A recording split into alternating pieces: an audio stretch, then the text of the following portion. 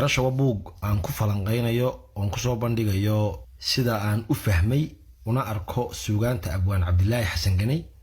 Marka garasho waa buug ka kooban maansada Cabdilaahi oo runtii maansa badan hodannimo iyo xeel dheerina leh iyo sida aanu fahmay aragtiyaha iyo mabaadi'da ay ku dhisan tahay iyo fariinta ay gudbinayso iyo sida ay fariintaasi ula falgalayso ama ula jaan qaadayso nolosha casriga ah hadda taagan. sidaad sheegtay buugga jildigiisa sarana ku qoran maanse kaliya kuma koobna faalayn iyo falanqaad ka bixisay baa la socota. bal ugu horreyn horta waxaad ii sheegtaa falanqayntu door intee leeg bay ku leedahay maansada? صديقو فلانقينتو اما ارت كريتيك waxaan la yiraahdo sida uu ku qeexay qoraaga weyne Saciid Xuseen Jaamac waa hab ama qaab cusub oo dhawaan ku soo biiray tiraab curinta toolmoon waana culay iyo soofayn haddaan suugaantu aanay helin runtii macna beel ku rida ama macnaheeda aan la wada helin. runtii suugaanteen waa weelka ay ku kaydsan tahay aqoonta waa aragnimada taariikhda iyo ilbaxnimada bulshadeenu way ka balaaran tahay meelo badan iyo qoomiyada kala duwan oo adduunka heerka ay suugaantu ugu jirto way ka balaaran tahay heerka ay Soomaalida suugaantu ugu jirto. sababaha ay suugaanteena iyo nolosha Soomaalida u kala qurux badan yihiin waxaan runtii isiraahdaa waa faham la'aanta suugaanteena oo salka ku haysa inaan de suugaanteena la falanqeynin oo la rogrogin. inkastoo ayna jirin falanqeyn la qoro oo suugaanta lagu sameeyo haddana waxaa jiray roblow in midhaha ama tixda ay abwaanadu ay sameeyaan dadka qolaba wajiye kala duwan ay u macnaystaan xitaa hadday hees tahay hadday gabay tahay taasi laftigeedu soo waa falanqeyn lama oran karo. runtii waa falanqeyn sadiiq laakiin halkaynu u baahannahay runtii in la gaarsiiyaa waxa weeye inay dee dooda iyo inta aan ka gudubto oo si ay noloshii dee saameyn ugu yeelato la qoro qoraal iyadoo lagu kala doodo oo runtii de sida cilmiga de sida ugu fiican ee loo document gareeyo loogana faa'iideystaa waa runtii waa qoraalka. inagana suugaantu Soomaali ahaan samarkii dhaweyd lahaa way ka balaaran tahay uun madadaalo kaliya waxay noogu jirtaa kaalinta ay filsafada amaba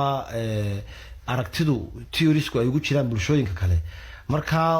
way jirtaa laakiin waa in loo gudbaa iyadoo qoran oo cilmiyeysan oo laga doodo oo lagu kala aragti duwanaado oo laga soo baxo maxay saameyn yeelanaysaa iyo maxay soo kordhinaysaa.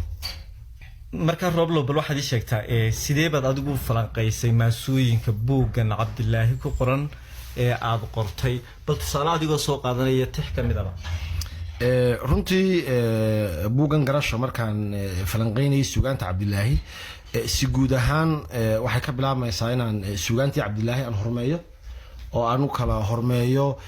suugaanta Cabdilaahi wajiyada kala duwan ee ay ka hadasho ama ay soo qaadato oo aan u qaybiyay 5 hormo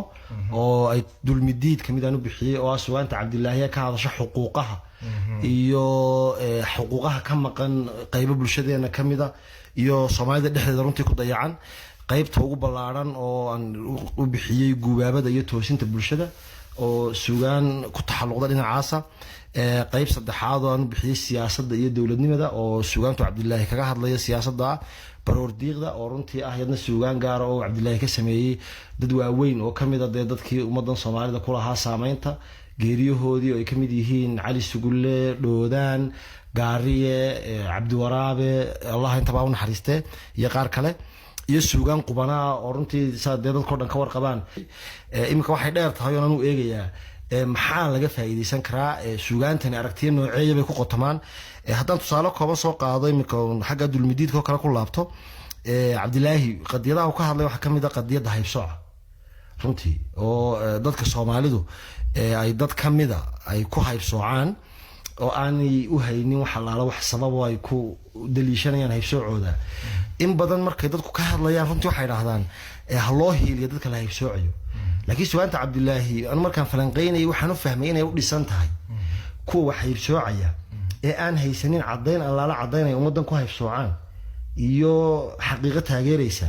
ayaa jaahilnimo ay haysaa oo guna kuwaasaana u baahan in la wacyi geliyo oo loo hiiliyo. markaan saa u falanqeynay xagga ka imanayo runtii waxay xataa saameyn kartaa mashaariicda iyo barnaamijyada lagu waajahayo qadiyada.